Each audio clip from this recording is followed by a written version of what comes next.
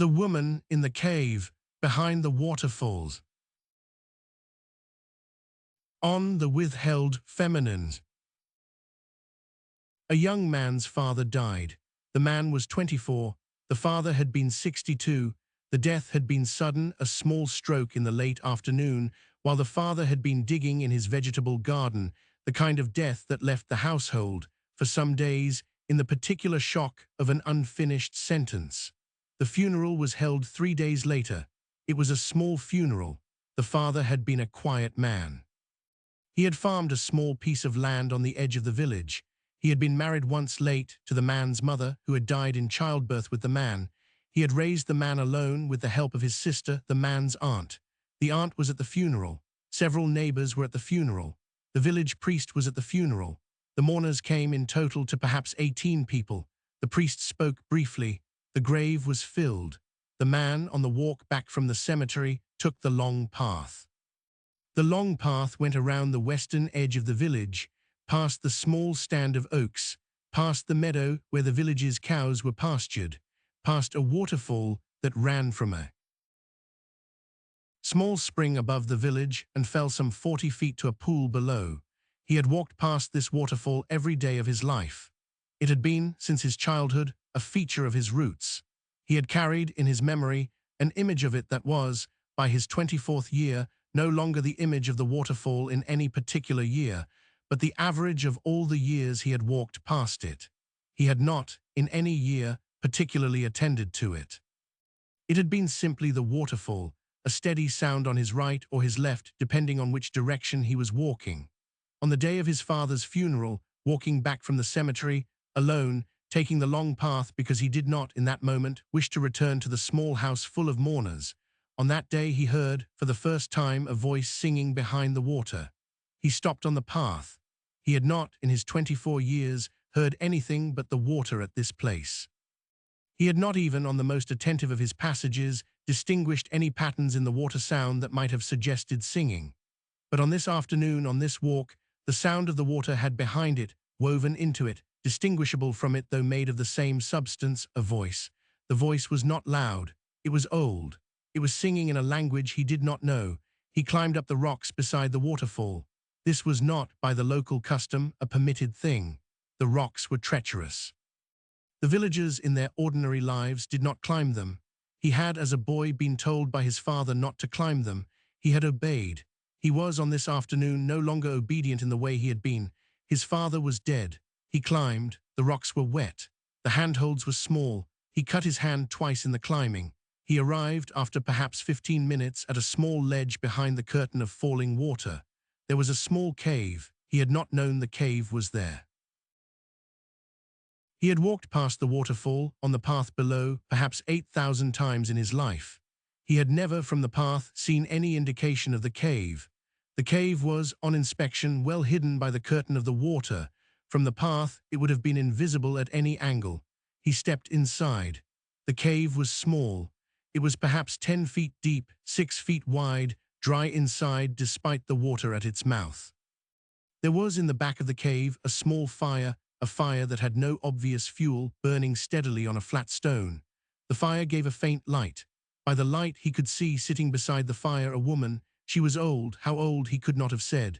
She had the bearing of a woman of perhaps 70, but the skin and the hair of a woman much older. Her hair was white and long. Her face was lined. Her eyes were dark and clear. She was wearing a dress of some dark fabric he could not identify. She was not a stranger. This was the most disconcerting part of the seeing. She was not, by any feature he could enumerate, a person he had ever met. But he had the strangest sense that he had known her all his life. Her face was familiar in the way the face of his own mother, whom he had never seen, who had died on the day of his birth, might have been familiar if he had ever seen her. She was holding a wooden cup of dark water. "You have inherited your father's farm," she said. Her voice was the voice that had been singing. "I have been waiting for you to climb up." He did not at first speak. He stood at the mouth of the cave. The water of the waterfall fell behind him. He could feel its mist on the back of his neck. "Who are you?" he said. "I have lived in this cave since before the village was built." She set down the wooden cup. She gestured with a small open hand to the flat stone beside her. He understood that he was being invited to sit. he sat. "I have been here for your father," she said. "I was here for his father. I was here for his father. I have been here for the men of your family for 9 generations. I am also yours now." "What do you mean you were here for them?" "I am the one in the cave behind the waterfall," she said. "Every family of men has, in some place, a woman in a cave behind a waterfall. The waterfall is different in each family. The cave is different. The woman is different. But the structure is the same. Each family of men has, in some hidden place near where they grew up, a woman with a cup of dark water waiting to be drunk from. The drinking is not, in any precise sense, required. The acknowledgement is required. Why have I not been told?" "You have been told," she said. "Your father was told by his father when he was your age at his own father's funeral, on the same path at the same waterfall. Your father, however, did not in his hearing fully believe what he was hearing. He thought, perhaps, that his father was speaking in metaphors. He did not climb up. He thought I was a story his mother told him to keep him from the waterfall. I am not a story. Am here, the cup is in my hand." She picked up the cup again, she held it out. "Drink or do not drink, but do not please pretend I am not here. That is the only thing I cannot bear. Your father pretended for 62 years. I have been very tired." The young man looked at the cup. The water in it was dark, dark in a way water was not in his experience dark. It was not on inspection polluted or muddy.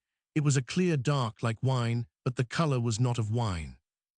The color was of something else, of certain dark roots, of certain mountain mosses, of substances that grew in cool, quiet places. "What is in it?"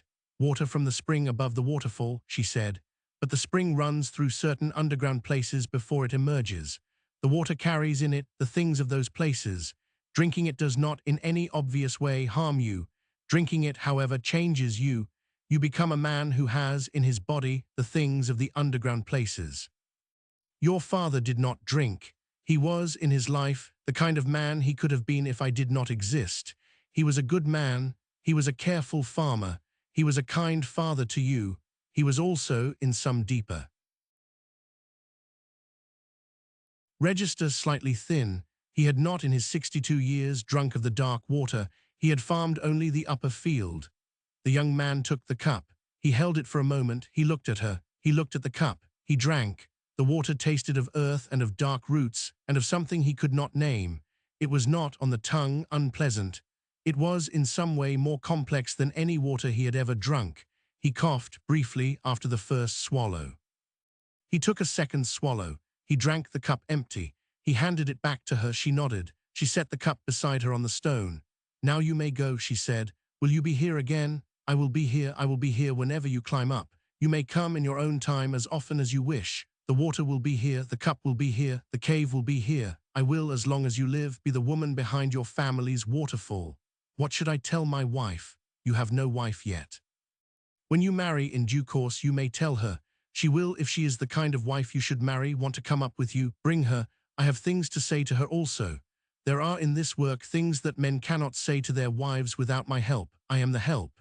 He climbed down. He walked home. He attended the rest of the morning. He did not that day tell anyone where he had been. He did not, in fact, tell anyone for some years. He visited the woman every week after that. He climbed up. He sat beside her. He drank from the cup. They spoke on each visit about whatever was on his mind. She was, in her listening, very patient. She did not, in her speaking, give him advice in the way the priest or his aunt would have given him advice. She spoke about the underground places. She spoke about the men of his family who she had known. She spoke about his father, who she had observed from her cave for 62 years without ever speaking to. He found over the months that his life thickened. This was the word that came to him on his own initiative to describe what was happening. His life had been, before the climbings, thin, the life of a young man who had inherited a small farm, who lived alone in his father's house, who did the kinds of things his father had done. After the climbings, his life thickened. He noticed things he had not noticed. He had thoughts he had not had. He had feelings, in particular, that he had not, before the climbings, had. He met a young woman in the next village 3 years after the funeral. She was the daughter of a miller in that village. She had come to his village on an errand with her father. He had been at the inn, they had spoken, he had visited her in her village in the following weeks. They had, in time, become engaged. She was, in her own way, the kind of woman who did not, in conversation, demand of him only the surface things he had been raised to discuss. She asked, occasionally, about the deeper things. He answered. He did not, in his answering, tell her about the woman in the cave. They married. She came to live in his house. After some time, perhaps a year of marriage, she came to him one evening at the kitchen table. "Something has changed in you," she said. "Since I have known you, you have been deeper than other men of the village. I have wondered about it. I have not, in the year of our marriage, asked. I am asking now. You have been deeper than I expected even when I first knew you. Where have you been going?" He looked at her. He understood in her asking that the woman in the cave had been correct, that he could now tell her, and that she would understand. He had been waiting, without quite knowing he was waiting, for this question. He told her. It took him perhaps an hour. He told her about the funeral, about the long path, about the singing, about the climb, about the cave, about the cup. She listened in silence. She did not, in his telling, interrupt him. When he had finished, she said, "I would like to come with you next time." She came with him the next week. The climb was harder for her. She was, as it happened, in the early months of pregnancy. She was not in those months sure-footed. He helped her up. They arrived at the cave together, both of them slightly cold from the mist of the waterfall. The woman in the cave looked at the wife. She did not, in her looking, use the word welcome. She did not, in her looking, indicate surprise. She had been expecting the wife, perhaps from the moment of the wife's first meeting with the young man, perhaps from the moment of the wife's birth, perhaps from the moment of the wife's distant ancestors having met the distant ancestors of the young man in some forgotten convergence. The woman in the cave had a long view. "I have a sister," said the woman, "in the next valley, in a cave I will tell you about. She has been waiting 9 generations also. The women of your family, I mean your own birth family, not your husband's, have, in their generations, mostly not climbed up to her. They have, like the men of your husband's family, not believed. You are the first one in several generations who has come, this week, in this household, to meet your husband's woman. You are now ready to climb to your own. I will draw you the path." She drew the path on the floor of the cave, in chalk on the flat stone, with a small stick of chalk she produced from somewhere in her sleeve. The path went over a low ridge between the 2 valleys, down to a small stream, across the stream, up to a hidden cleft in the rocks.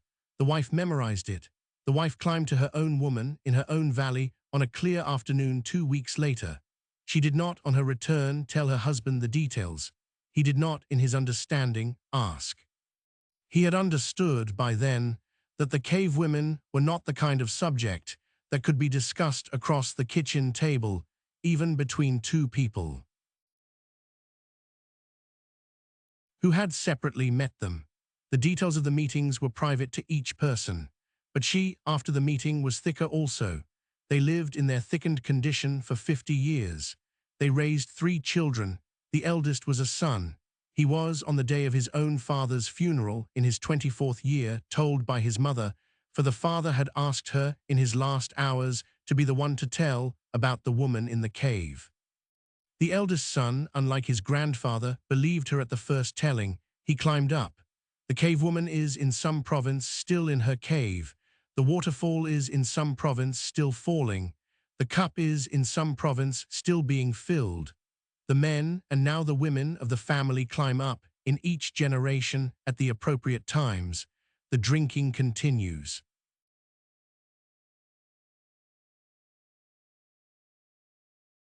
Behind the waterfall is a cave. In the cave is a woman with a cup. She has been there 9 generations. Your fathers did not drink. Drink or do not drink, but do not pretend she is not there. That is the only thing she cannot bear. The water tastes of earth and of dark roots and of something you cannot name. Drinking it changes you. Your wife, when she is ready, will ask. She will then climb to her own woman. In the next valley, there is in every family a woman. In a cave, there is in every family of in-laws another. The work is to climb up, to drink, and to acknowledge. The pretending is the only thing she cannot bear.